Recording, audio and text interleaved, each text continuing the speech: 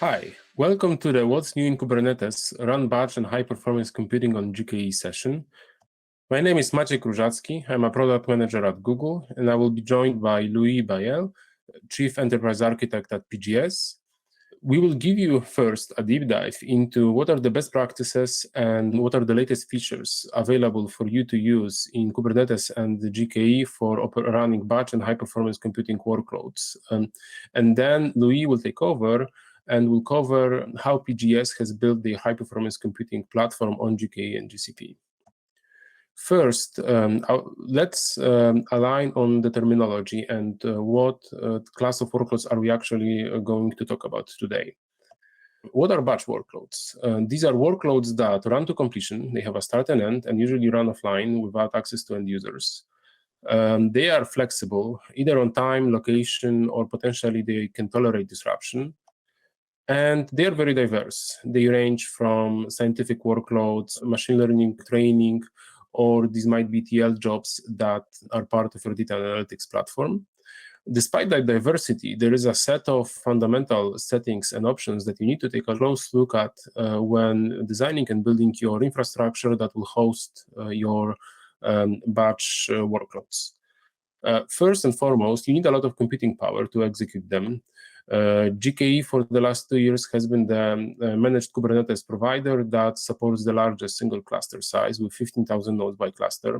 It's particularly important because in this class of workloads, we see a pattern that users prefer to run on smaller VMs than they used to on premises.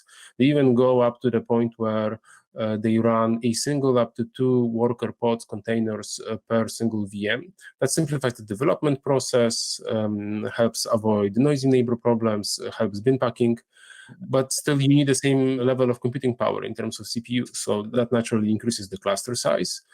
When it comes to throughput, GKE supports 100 pods a second when it comes to peak throughput and 30 to 50 pods a second as throughput for a longer-term average. It depends also on what are the specific activities that you're performing in the cluster beyond pod scheduling. If you have large container images, for example, you may have some data baked into container images, or like in machine learning use cases, we frequently see significant portfolio of libraries baked into images, and they may go even above 10 gigabytes in terms of size. GKE has a very important feature called image streaming that allows you to start a container without having it fully downloaded, which in these cases greatly improves end-to-end performance and execution of the entire workload.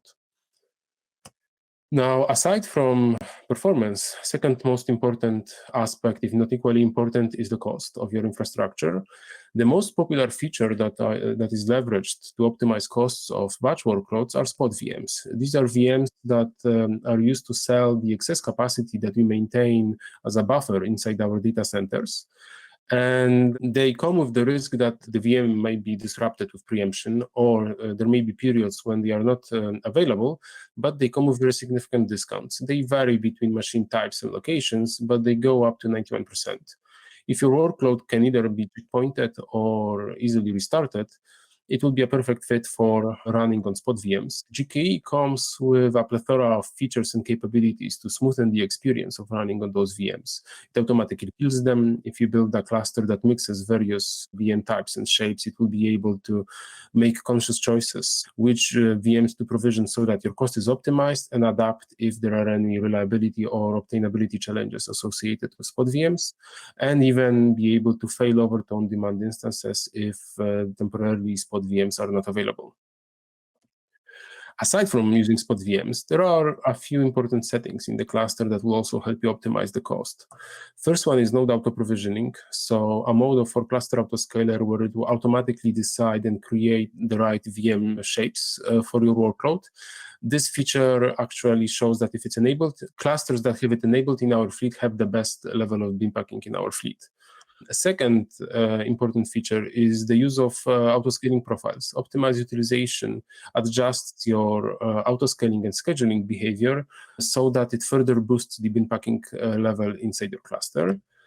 And in regional clusters, it's important that you use any spreading policy. It was recently launched, and it allows you to make the cluster follow either available capacity or available reservations, which will be a perfect fit for use cases with either spot VMs or reserved instances or reserved resources. Like, for example, you may have GPUs reserved. Now, if you would like to avoid the hassle of making sure that you have all of the configuration options right for your cluster, then we recommend that you use GKE in autopilot mode.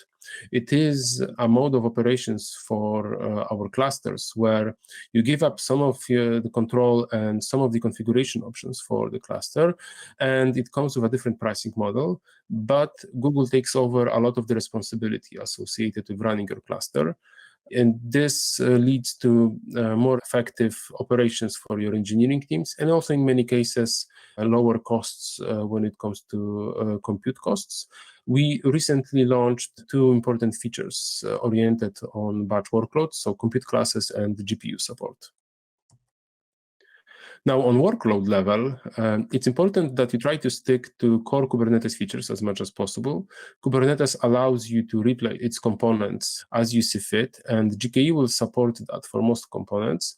But if you stick to core, especially job, API, scheduler, and cluster autoscaler, you will be able to get the benefits of their very tight integration with our underlying stack in our cloud.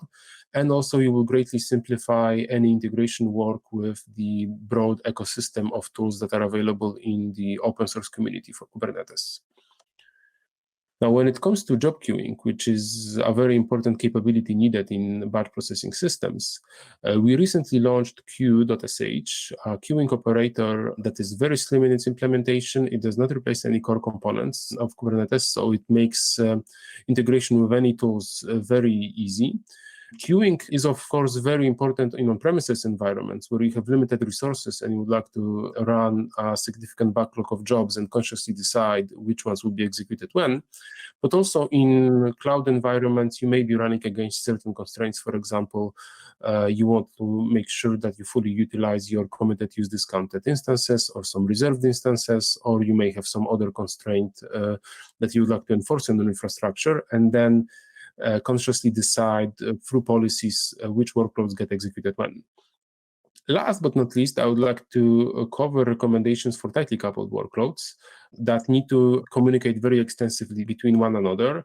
In here, we have the most important feature is to use compact placement, which is currently in preview, which will allow you to create VMs in close proximity to each other within our data centers. There is also a set of other kernel configuration settings that you should use in this context that will allow you to optimize network performance or CPU performance.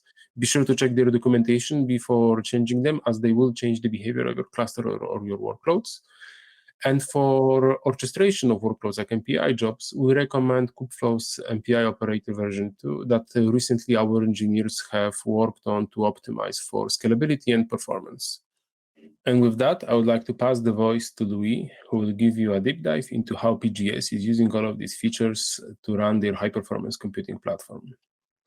Thanks, Maciek. I'm Bailleul. I'm Chief Enterprise Architect for PGS, and will explain how PGS has made GKE into a supercomputer. But first, what is PGS? We are an integrated marine geophysical company, which means that we acquire seismic data from the ocean subsurface and process it into images of the subsurface layers. This is mostly used for offshore renewable, carbon capture, and oil and gas. The data volumes that we process can be multiple of petabytes. This is mostly because the survey we acquire can be hundreds or thousands of square kilometers. And the mass that are needed in order to process the data into images require extreme amount of compute power. Historically, in order to achieve this, we were using supercomputers, mostly Cray XA40 and XA30s. In June 2015, when we introduced Bailleul, we ranked 12th on the top 500 supercomputers list. That was with 5.37 petaflops and almost 150,000 cores. We added another little brother, basically, to Bailleul, which is Gaillard, which was 2.1 petaflops, bringing the total to almost 200 or more than 200,000 cores. That was a lot of compute, but for the data, we needed a lot of storage too. And we added 12 petabytes of Lustre file system which is a highly specialized parallel file system for supercomputers. And we had the ability to use up to 257 gigabytes a second of throughput. So a lot of compute and a lot of storage, but we always need more. And hardware aged quite a bit easily. So around 2018, 2019, when the time was to start thinking about renewing the platform, we wondered what we would do. And at the time, the idea was to start to renew the on-premise for the maximum average utilization and use the cloud for all the spike and the burst, basically. So the idea was to move into GCP for 20% of our total compute and stay on-premise for the 80% with the maximum average utilization possible. The idea at the time was to do a lift and shift and basically take whatever was running on-premise, moving into GCP, and run it that way. But the thing is, 2020 came and changed a lot of plans. Especially for us, the economic downturn caused us a lot of financial trouble. So renewing the on-premise was no longer possible due to the heavy CapEx investment. So based on the successes that we had from the early prototype and POC that we did in GCP, we revised our ambition and decided that instead of renewing on-premise, we would actually move the workload into the cloud. This changed the strategy also from a lift and shift to move and improve, or technically a full re-engineering, because the lift and shift was kind of efficient and cost efficient at small scale, but will not be efficient for the scale we were going for. But we did, and by May 2022, we actually decommissioned the last Cray supercomputer, and we had 80% of our compute that were running in GCP. So how did we do it? We turned GKE into a supercomputer. And in order to do this, we actually had to use a lot of GKE. We actually have the ability to use up to 12 GKE clusters, up to their maximum capacity of 15,000 instances, and the ability to use GCS for the storage. We had to convert to GCS because there was no way we could run a Lustre or any parallel file system at the scale we needed at a cost-efficient price point. But we also needed to do another engineering effort, which was to move from standard nodes to spot VMs or preemptible for cost efficiency. This was significant, but at the end, we were able to reach very, very significant numbers. The peak that we have reached now on number of instances is 53,000, which count for about 21 petaflops. That would put us to the top 24 of the current list of supercomputers. On the GCS side, we've been able to reach 500 gigabytes a second, which is very significant for us. In details, what we actually had to build is a lot, but it can boil down into having to bridge the on-premise environment and the existing workflow on-premise with what is happening in GCP and in GKE in particular. Mostly, we had to build services to transfer data from the Lustre file system on-premise into GCS using a 40 gig interconnect between all premises and US Central 1. We also had to build a handful of services that basically bridge the gap between the cloud and the existing workflow for the user on-premise. Mostly how the user are submitting job and how they are retrieving statuses and logs from the job running in GKE. Within GKE, we leverage these node pools in order to run all the workloads, and we're mostly using preemptibles in order to reduce our average cost. But we also have the ability to use on-demand nodes in order to run a part of jobs that can't run on preemptible, it can be preempted. We also use GCS in order to store checkpoints for the VMs that are preempted. Inside GKE, we actually only leveraging standard component. It's all the things that you find in any Kubernetes cluster. Like we're using services for the job manager that is dispatching Kubernetes batch job. And we start using a service for Redis in order to store progress and statuses of different jobs. The workload run as pods that are pinned to instances using labels. And the GKE autoscaler provision nodes on demand based on whatever is being submitted on the cluster. We have a handful of services outside GKE that allow to spread the workload across multiple GKE clusters and also drives the creation and deletion of node pools based on what the workloads require in terms of instance type and numbers. This allowed us to reach our goal, which was to limit significantly the CapEx investment for the renewal of our on-premise platform, but also yielded a lot of interesting side effects. For example, when we buy on-premise a new platform, we are stuck with it for a long time, between 5 to 10 years most of the time. In the cloud, we have very big hardware flexibility. We are able to choose CPU and memory based on each workload instead of being stuck on the same platform. It was also a very good opportunity for modernization. The on-premise design was basically 10 to 15 years ago and needed quite a bit of changes. The ability to move to microservice and Kubernetes was very good for bringing some fresher into our ecosystem. Last but not least, moving into GCP was a good way for us to offset our carbon footprint. The Cray's supercomputers were consuming about 3 megawatts of power, and moving into US Central 1, which has 97% carbon-free energy, is a really good step in the right direction. To summarize our numbers, we've been already today able to reach very significant milestone in terms of increase of power from on-premise to GCP. In number of core used, we are already 2x. For petaflops, between the generation gap and the increase of cores, we are already almost 3x. For the storage amount that we can consume, we're already 6x. And for the bandwidth, almost 2x. And we know we can climb higher, we just haven't had the opportunity yet.